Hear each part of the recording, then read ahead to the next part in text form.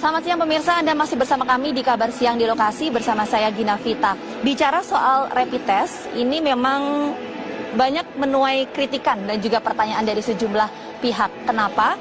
Karena kalau kita tahu bahwa pemerintah sudah mengalokasikan anggaran untuk pengenanganan COVID-19 senilai 677 triliun rupiah. Dengan rinciannya 87 triliun ini untuk anggaran kesehatan, 589 triliun ini untuk jaring pengaman sosial. Tapi kenapa sampai saat ini masyarakat masih juga ditarik dan juga dikenakan biaya untuk menjalani rapid test, khususnya bagi masyarakat yang akan bepergian ke luar daerah. Apa sebetulnya yang terjadi? Kita akan membahas hal ini bersama dengan anggota Ombudsman RI, Laude Ida. Selamat siang Pak Laude. Selamat siang Mbak. Sehat Pak Laude? Alhamdulillah baik-baik saja. Alhamdulillah sehat. Semoga sehat selalu. Pak Laude, kalau kita tahu ini kan sekarang banyak yang mendapatkan kritikan atau disoroti adalah mengenai alokasi anggaran senilai 677 triliun, tapi sampai saat ini masyarakat masih dikenakan biaya untuk rapid test. Ya. Investigasi dari Ombudsman mengenai hal ini seperti apa? Pertama, teman-teman kami di Ombudsman, asisten saya di Ombudsman itu telah melakukan investigasi berapa harga satu set alat rapid test. Sekitar 2 bulan lalu. Itu harganya sekitar 70-an ribu. Kemudian mengagetkan kami karena kewajiban untuk mengikuti rapid test bagi mereka yang bepergian atau untuk keperluan tertentu itu ternyata dikenai biaya antara 300.000 sampai 1 jutaan. Itu rapid? Untuk rapid test sampai ya? 1 juta? 1 jutaan ya. Okay. Dan itu memaksa. Sementara pada saat yang sama pemerintah sudah menganggarkan pada waktu itu 400-an triliun ya. 400-an triliun. Sekarang menjadi 670-an triliun. Cukup banyak. Ombudsman belum melakukan investigasi, dikemanakan saja uang ini. Bagaimana penggunanya? Siapa yang menggunakan? Apakah juga tidak termasuk biaya-biaya yang harus dilakukan atau dikeluarkan pada melakukan rapid test? Itu belum ada investigasi bagi Ombudsman. Tetapi yang mengagetkan justru tadi, dan bahkan asisten kami yang berpindah dari Jogja saja ke Jakarta, itu bayar rapid test sekitar 350.000 dan hanya memperoleh surat keterangan. Di beberapa tempat di Indonesia ini, di pelabuhan-pelabuhan, di mana-mana, di bandara, saya kira seharusnya menyiapkan rapid test secara gratis. Karena sudah dianggarkan oleh pemerintah. Dan yang individu yang punya kepentingan untuk bepergian tidak boleh ada biaya ekstra untuk itu, karena ini satu bisnis yang tidak berperi kemanusiaan, memanfaatkan kesempatan ketakutan orang, kecemasan orang untuk memperoleh keuntungan pribadi dan kelompok.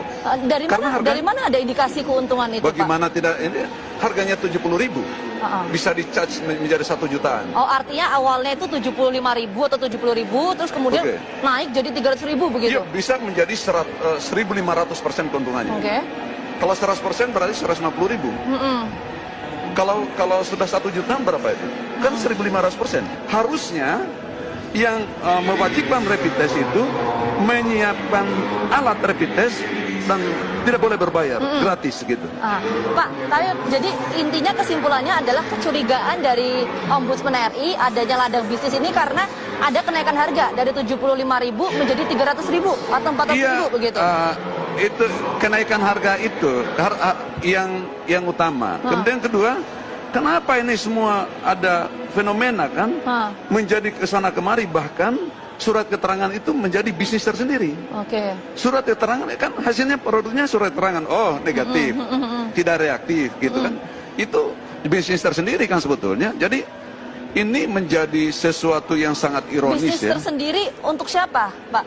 Ya, pebisnis medis tertentu. Pebisnis medis khususnya alat-alat kesehatan COVID itu. Sudah meminta keterangan dari pemerintah belum mengenai hal ini? Minta konfirmasi begitu, kenapa sih kok harganya naik gitu?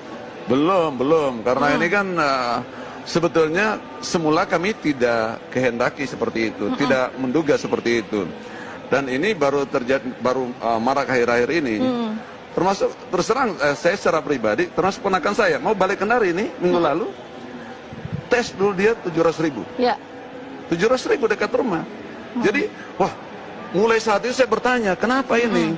Baru kemudian kita mulai angkat nih sekarang. Nah, kita mau lakukan rapat kan masih terbatas sekali sekarang ini kan. Nanti saya minta teman-teman di kantor juga barangkali untuk mengkoordinasikan satu rapat khusus ini melalui virtual meeting itu untuk mempertanyakan ini. Tapi ini sudah meresahkan masyarakat sekarang. Kita tahu di sejumlah daerah.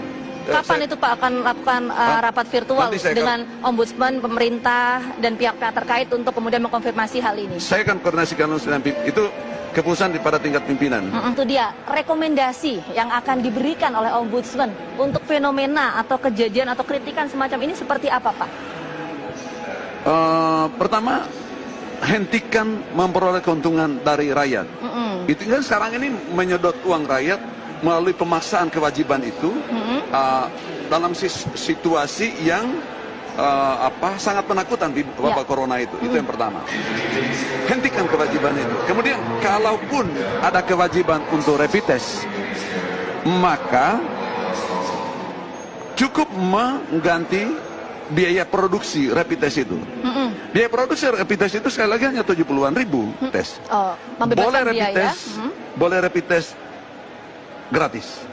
Atau paling tidak sejumlah dana, sejumlah biaya sebagaimana biaya produksi alat rapid test itu sendiri. Itu yang kita harapkan dan kita tunggu nanti Pak bagaimana hasil investigasi yang dilakukan oleh Ombudsman mengenai kecurigaan yang tadi Pak Laude sampaikan adanya ladang bisnis ya Pak ya. Kita akan tunggu. Terima kasih Pak Laude atas waktunya telah bergabung bersama kami di Kabar Siang di lokasi. Itu tadi pemirsa sedikit perbincangan saya dengan anggota Ombudsman RI bahwa sampai saat ini pihak Ombudsman RI masih melakukan investigasi untuk mengetahui apa sebetulnya alasan dari peningkatan harga rapid test dari 70.000 sampai 300 bahkan sampai 400.000.